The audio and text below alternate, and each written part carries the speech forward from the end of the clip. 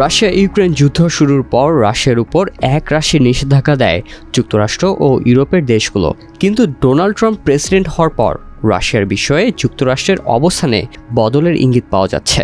এমনকি রাশিয়ার উপর দেওয়া নিষেধাজ্ঞাও প্রত্যাহারেরও আভাস মিলছে। খোদ প্রেসিডেন্ট ট্রাম্পই এমন ইঙ্গিত দিয়ে বলেছেন রাশিয়ার বিরুদ্ধে আরোপিত নিষেধাজ্ঞা কোনো এক সময় প্রত্যাহার করা হবে। হোয়াইট হাউসে এক প্রেস ব্রিফিংয়ে এ কথা জানিয়েছেন ট্রাম্প। ইউক্রেনের সংবাদ মাধ্যম কিয়েভ ইন্ডিপেন্ডেন্টের প্রতিবেদন থেকে এ তথ্য জানা গেছে। ট্রাম্পের এই মন্তব্য এমন সময় এলো যখন যুক্তরাষ্ট্র ও রাশিয়া নতুন করে কূটনৈতিক যোগাযোগ শুরু করেছে। এই যোগাযোগের মধ্যে আছে ইউক্রেনের যুদ্ধ বন্ধে সরাসরি আলোচনা, ওয়াশিংটন ও মস্কোতে দূতাবাস পুনরায় চালু করা এবং অর্থনৈতিক সহযোগিতা পুনরুদ্ধারের প্রচেষ্টা। প্রেস ব্রিফিংয়ে রাশিয়ার উপর আরোপিত নিষেধাজ্ঞা তুলে নেওয়ার প্রসঙ্গে করা এক প্রশ্নের জবাবে ট্রাম্প বলেন, না, আমরা কারো ওপর থেকে কোনো নিষেধাজ্ঞা প্রত্যাহার করিনি। আমি মনে করি কোনো এক সময় তা করা হবে, তবে এখনই নয়। এই মুহূর্তে আমরা কারো ওপর আরোপিত নিষেধাজ্ঞা প্রত্যাহারে সম্মত হইনি।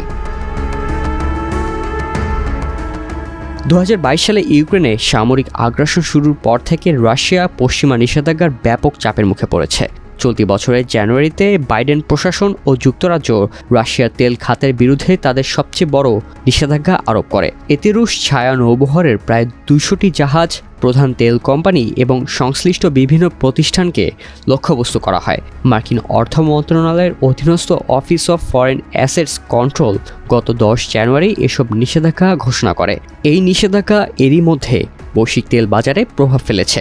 অপরিশোধিত ক্রুডের দাম ব্যারেল প্রতি প্রায় $5 বেড়ে গেছে।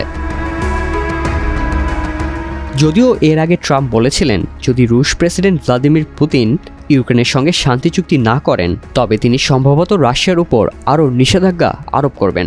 ব্লুমবার্গের প্রতিবেদনে বলা হয়েছে, ট্রাম্পের দল এ বিষয়ে দুটি প্রধান নীতিগত পন্থা বিবেচনা করেছে।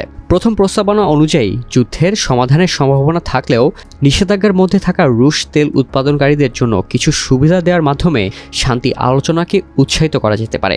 দ্বিতীয় বিকল্পটি হলো নিষেধাজ্ঞা আরও জোরদার করে মস্কোর উপর সর্বোচ্চ চাপ সৃষ্টি করা, যাতে রাশিয়ার উপর মার্কিন কূটনৈতিক প্রভাব আরও বাড়ানো যায়।